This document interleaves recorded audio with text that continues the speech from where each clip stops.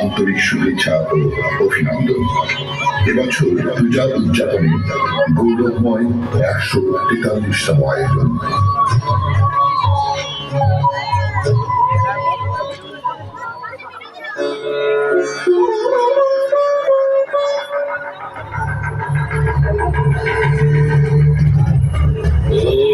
ব্রহ্মদেবায় নমঃ।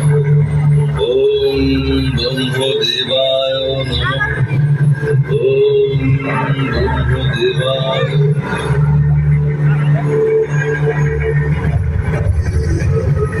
হে হিরণ্যকশিপু, তোমার আরাধনায় আমি তুষ্ট। কি বর চাও বৎস? হে ব্রহ্মদেব, আপনি আমাকে অমরত্ব দান করুন। আমি তোমাকে এমন বর দিচ্ছি যে তোমাকে কোনো মানুষ, পশু, অসুর, দেবতা দিনে অথবা রাতে, ঘরে কিংবা বাইরে কোনো অস্ত্র দ্বারা হত্যা করতে পারবে না।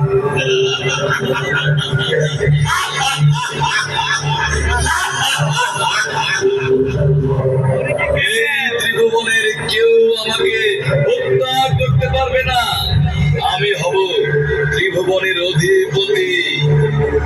হে বিষ্ণুদেব, তুমি আমার ভাইকে হত্যা করেছ, তাই তুমি ও তোমার ভক্তরা আমার হাত থেকে রক্ষা পাবে না।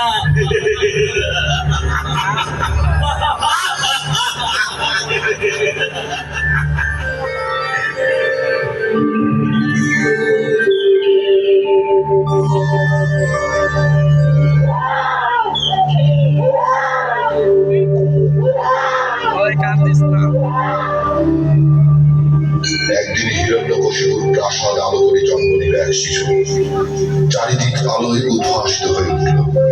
সেই শিশুর নাম প্রহ্লাদ, যিনি পরবর্তীতে ভক্ত প্রহ্লাদ নামে অধিক পরিচিতি লাভ করেন। যার মুখে ছিল শুধুই শ্রীহরি নাম, শুধুই শ্রীহরি নাম। কে কে আমার প্রাসাদে আমার চির শত্রু হরির নাম উচ্চারণ করে? কে সে?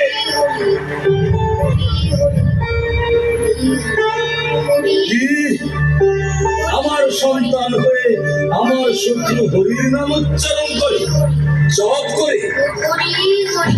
সে আমার সন্তান হয়ে আমার শত্রু হরির নাম জপ করবে, এমন সন্তানকে আমি জীবিত রাখবো না। এই, তোরা কে কোথায় আছিস? ওকে অগ্নিকুণ্ডে নিক্ষেপ কর। হিরণ্যকশিপু একাধিকবার বৌদ্ধ প্রহ্লাদকে হত্যার উদ্দেশ্যে বিষধর সাপের দল করে পাহাড়ের চূড়া থেকে নিক্ষেপ করে পাগলা হাতির পদতলে ফেলে আগুনে নিক্ষেপ করে, কিন্তু কোনো কিছুতেই প্রহ্লাদের জীবন কেড়ে নিতে পারলেন না। এমনি একদিন সন্ধ্যাবেলা প্রাসাদের প্রাঙ্গণে প্রহ্লাদ হরিনাম জপ করতে করতে বাইরে যাচ্ছিল। কোথায় তোর হরি? এই আকাশে, বাতাসে, প্রাসাদে, মাটিতে, কোথায় রে তোর হরি? এই যে সারাদিন তুই হরি হরি করিস, দেখাবি আমাকে কোথায় তোর হরি?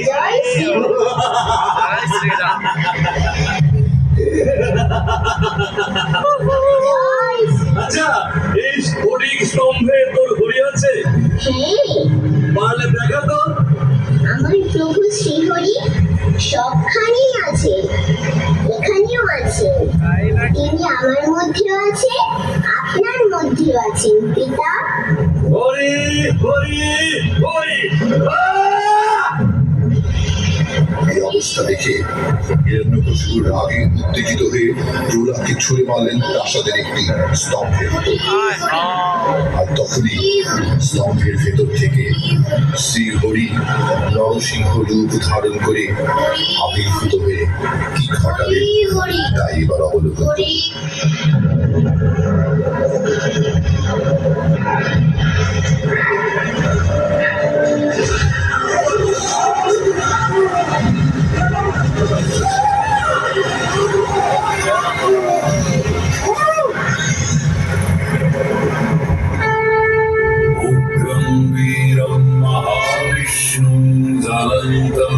सर्वतोमुखं নৃসিংহং ঈশানং ভদ্রং মৃত্যুমৃত্যুম নমাম্যহম।